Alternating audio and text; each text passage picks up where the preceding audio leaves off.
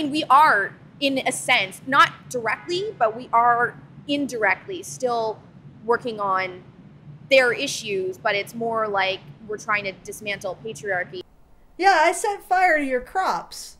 So, in a direct sense, I'm starving you, but in an indirect sense, I'm helping you get your crops off. I'm helping you harvest.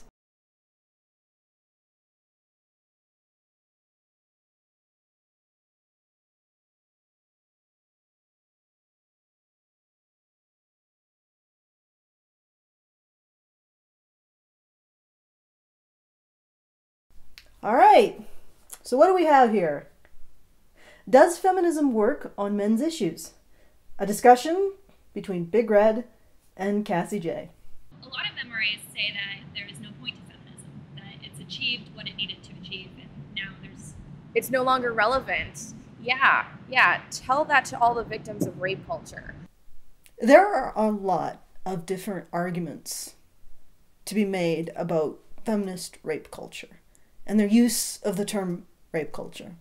I'm going to use an argument that is purely a men's rights argument. There's no, it's not an anti-feminist argument. It is a men's rights argument.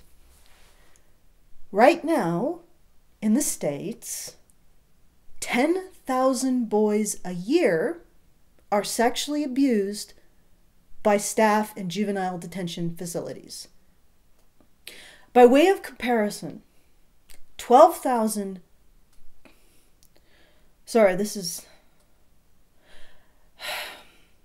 by way of comparison, 12,000 men have come forward as victims of the pedophile Catholic priest scandals.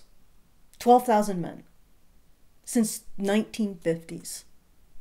10,000 boys are being abused a year in the juvenile detention facilities in the US. And the government knows that this is happening. This is happening on the government payroll. So we have a government that knows that this is occurring and chooses to ignore it. It has not just chooses to ignore it, but chooses to hide the fact. Because ever since it found out that, guess what, 90% of the people engaging in the abuse are women, it stopped tracking the sex of the abusers. So it's actively engaged in a cover-up of how it's paying sexual predators to prey on some of the most vulnerable people in our society. This could be considered a form of sex trafficking, paid for by the government, hidden by the government, covered up by the government. And why? Because the abusers are women and the victims are boys. If you can find anything like that being done to girls, we basically traffic in boys' sexuality, and the government turns a blind eye to it. And this is right in government statistics. It's an institutional practice. Institutionalized. And we don't care. That's a rape culture. And none of the treatment that we do towards girls is at all comparable. So good luck with that one. If you want to talk about rape culture, I suggest you restrict yourselves to male victims. Or you're morally bankrupt. And if you're going to argue that rape culture doesn't apply to male victims, more than female victims, when there's situations like this occurring, I would suggest that you are a hypocrite. And that's the men's rights defense against rape culture. The term rape culture either refers to male victims to a greater degree than female, or it's a pointless artifact of an attempt of cultural authoritarianism. Tell that to all the people who are still suffering like wage inequality. When you look at the CEOs, the top earning CEOs, they're making like hundreds of millions of dollars per year when they're male. But then when you look at the top earning female CEOs, they're making maybe 50 million. So, I mean, really, yeah, okay, fine. Their companies are going to be different. There's going to be different dynamics in each position. I get that, but they're still CEOs. They're still running the joint. There shouldn't be that huge of a discrepancy between male and female. Yes, men are the people who make the majority of the money. They're also the people who pay the majority of the taxes. And guess what? They're the group that gets the least amount of government services.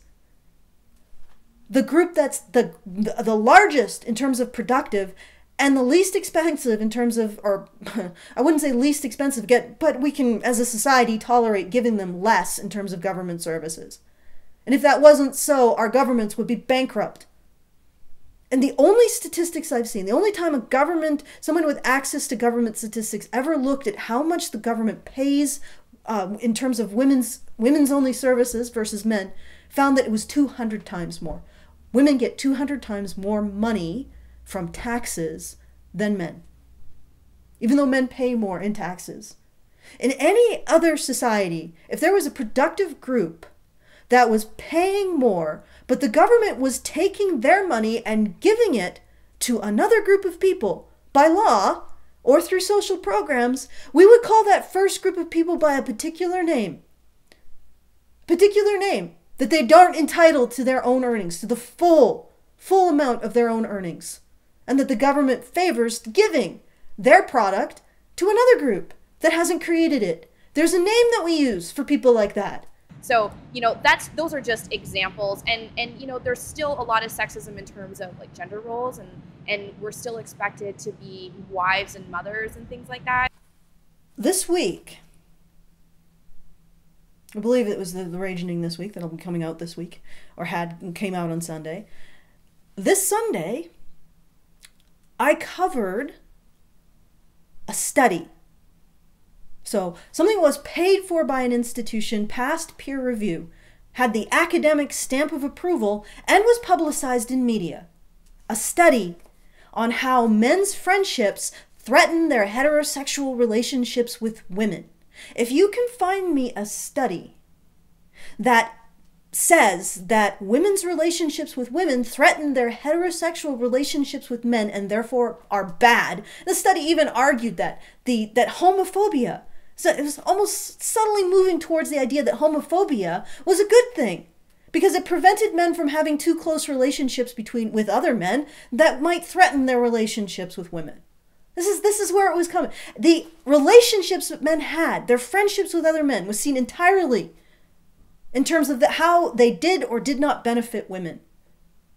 How they did not benefit women because men were not becoming husbands and fathers for women. You show me a study like that, and I will concede the point that women are equally pressured to be husbands and fathers as men are, because we're talking about something that was funded by the government, tax dollars at work.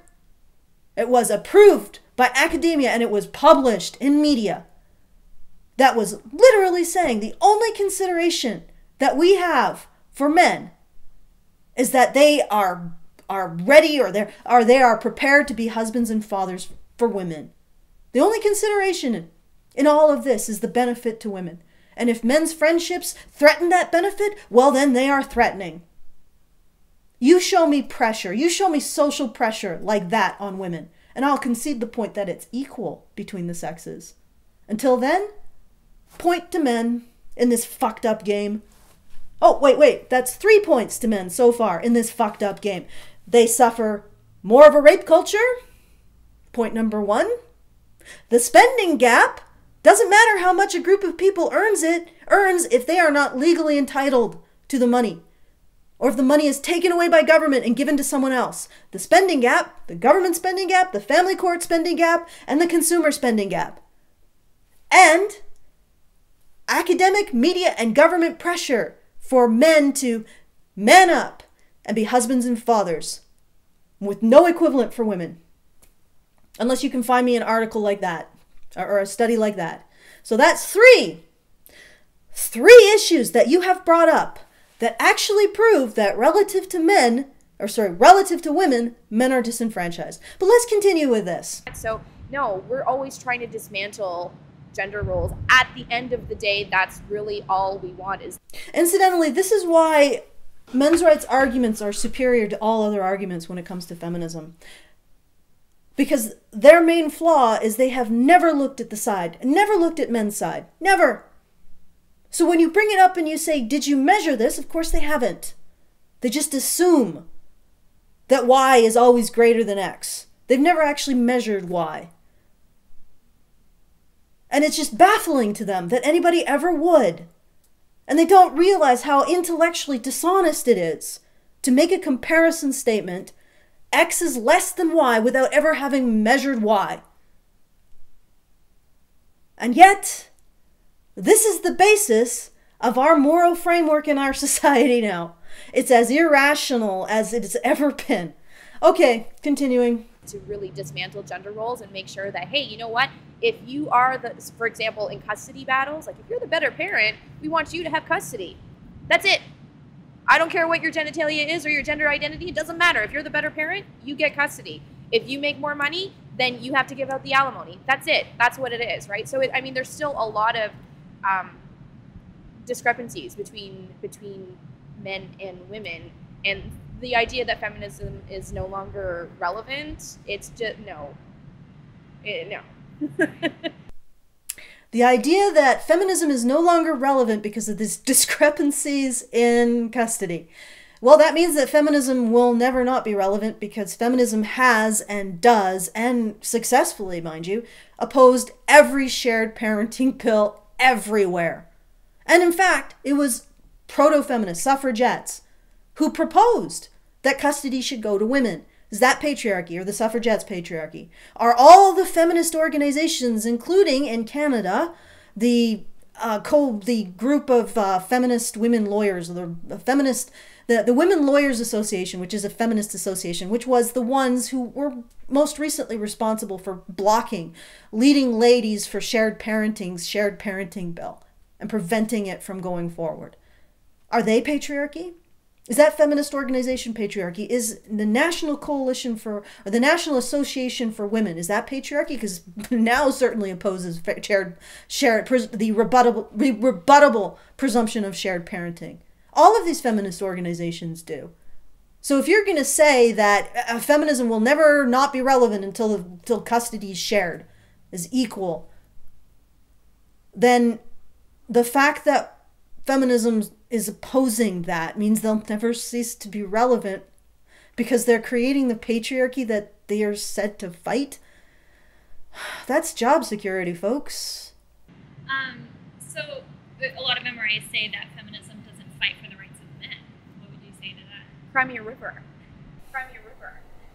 Oh, wait, I'm already famous for saying that. In particular, you're famous for saying that to someone who was expressing concern over male suicide, and I believe had experienced a male relative committing suicide. So it was particularly egregious that you were, cry me a river and tell me who is this man who commits suicide so I can piss a river on his grave, sort of thing. You call it harassment. Other people call it calling out a horrendous human being. No, really, because feminism is a movement about the discrepancies, like when it comes to women's equality, because we're still not there yet.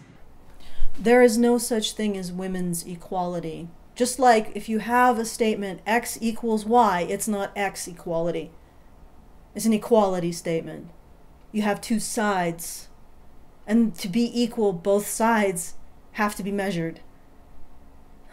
I think that's really telling. It's about women's equality. Equality to what? Equality to what?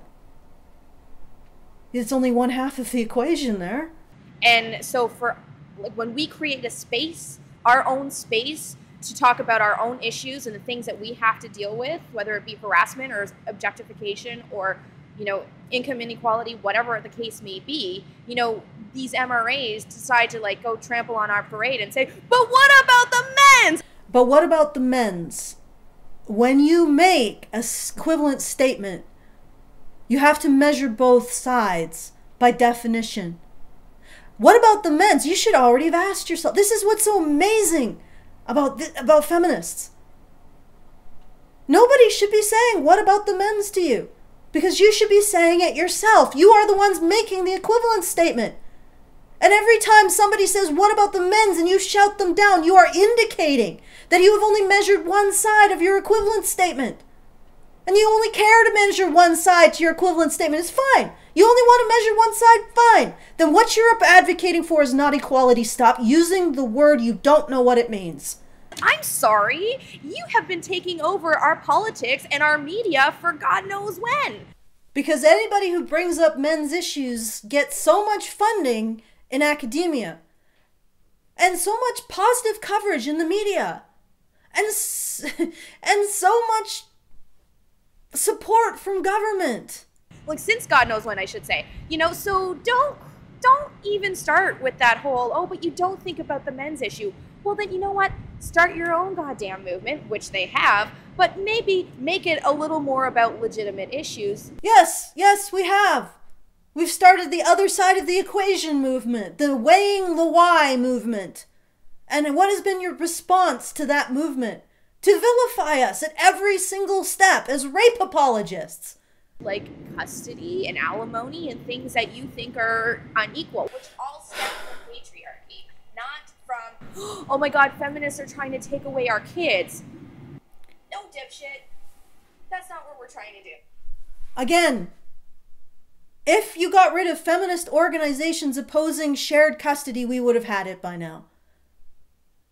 I would say that that is feminism keeping men away from their kids. I mean, if they look at the root causes of why, for example, you know, women get custody more often than men do, women are supposed to be the mothers. They're supposed to be the natural born caregivers. So obviously, duh, you has a vagina, so obviously you're going to be able to take care of the kitties. So instead of looking at the institutions that have a paper trail, have legislation proposed, legal briefs, receipts for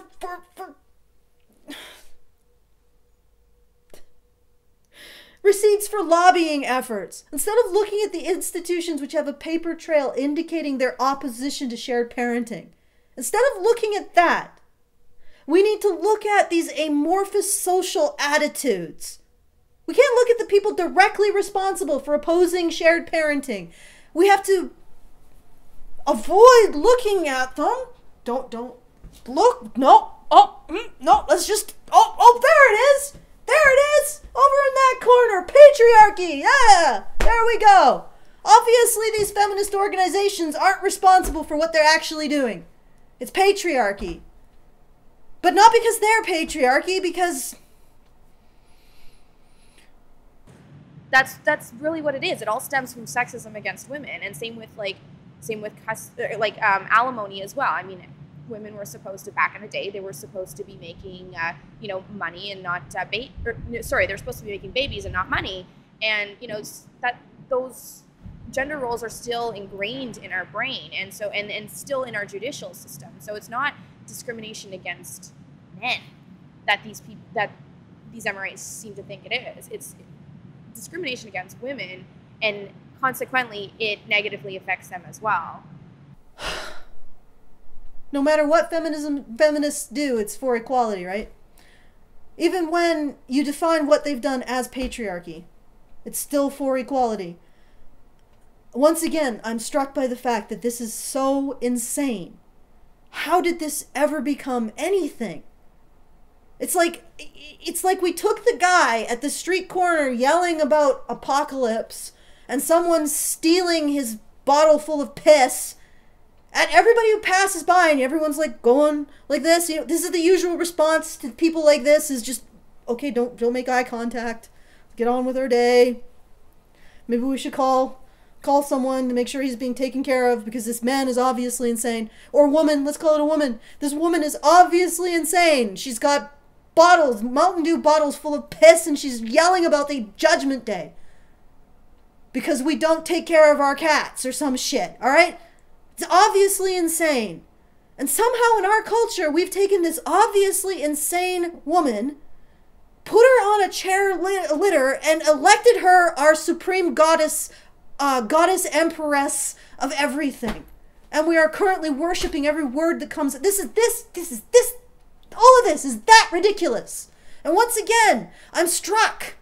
How did this happen? How did this make sense to anyone? I'm struck by that. I mean, there must be some serious shit going on in the human subconscious in the West that this ever made sense. That the crazy lady with a fucking bag full of string and Mountain Dew bottles of piss and cats everywhere, who can't even string a coherent sentence together, suddenly became the most sensible person in our society. And everybody's like, oh my God, she's brilliant. She's brilliant. Goddess Empress. All hail. This insanity. At some point, you gotta ask yourself, not what's wrong with her, but what's wrong with everyone else who elected her some kind of authority. Ugh. I'm not even talking about the emperor having no clothes. I'm talking about his court having no brains. So that, I mean, we are, in a sense, not directly, but we are indirectly still working on their issues, but it's more like we're trying to dismantle patriarchy, which will then help them. I'm just imagining like a raider coming on, like a farmer. Yeah, I set fire to your crops. So in a direct sense, I'm starving you, but in an indirect sense, I'm helping you get your crops off. I'm helping you harvest because, you know, you won't have to make the effort of harvesting after your crops are burnt down. Indirectly, you're helping men, but directly, you are burning their fields and salting them and pissing on the graves of their sons. You can justify anything by saying you're indirectly doing something. I can punch someone in the face and say I'm indirectly helping you by giving an excuse not to go to work tomorrow. This is the most...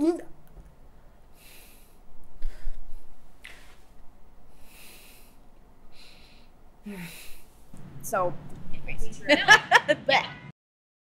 Big Red is insane. The one virtue the insane have is their certainty. They are certain that their gibberish is the absolute truth, an absolute reflection of reality. And if there's anything we're addicted to as humans, it's certainty. Class warfare between men and women, with men winning. This is what Big Red believes. This is what the belief system that created and supports Big Red believes. Another word for it is patriarchy. Class warfare between men and women, with men winning. This is gibberish, asserted with certainty by the mad. But this statement is Big Red's divine right of kings. The certainty that her belief system should be the one to rule, and by extension that we all bow to her.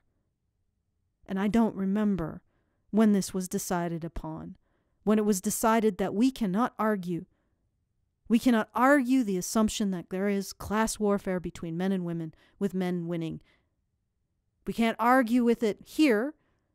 If we can argue with it here, we can't argue with it over there. But when was it decided? In a time of systemic uncertainty, the insane become our rulers. Their edicts become our laws. And anyone who isn't insane is told to shut up. If you believe there's a place and time where class warfare between men and women exists, with men winning, then you believe it about all traditional societies, including our own traditions abandoned generations ago. What is that but complete abject concession to the leftist moral framework? All traditional societies are immoral, women-hating, woman-oppressing, woman-killing. All traditional societies should be destroyed. How could this be a conservative position? How could this position be considered separate from the left? It's the position of a supplicant to the god Empress. And return for their supplication, the god Empress feeds the right narrative. The right narrative. It needs to feel Western society better than all other societies. Why Western society is the best? Because the god Empress rules over it. We treat our women right. unlike those people over there, those men over there. Welcome to the eternal revolution of madness. Your ticket to the shit show is your belief that class warfare between men and women, with men winning, describes traditional societies. All traditional societies are thus evil. All societies not ruled by leftist sockjusts are evil. Only societies ruled by the god Empress are good. Only societies in a perpetual state of revolution to remove all possible negatives for women are good. Otherwise, they're letting men win. And we can't have that. Not ever. If the leftists have convinced the right that women were horribly oppressed just 5 generations ago, they'll convince the right's descendants 5 generations from now that women are horribly oppressed today. The left leads, the right follows. You're all moving in the same direction, left and right, feminist and anti-feminist, the social justice warriors, the alt-right, all of you. All part of the same court, all subjugated to your chosen mad god empress. Class warfare between men and women, with men winning. The god empress proclaims, and you all bow down, taking her wisdom and applying it either to believing the West superior or believing yourself superior to everyone else in the West. And she presides over it all, the fulcrum for this endless merry-go-round. Faster and faster we go. You want out of this mad merry-go-round? You want off the wheel? You want out from the court circus? Then some hard truths are going to be laid down. A long time ago, I said I didn't want to take a living from this because I knew I would have to piss people off. And here I am, doing what I said I wouldn't. Basically taking a living from this. Well, I thank everyone who's got me this far. I pissed you off and you still supported me. All I can promise is to piss you off some more. And thank you for letting me. So why are we so addicted to certainty? That's a really good question. Maybe we should ask that question.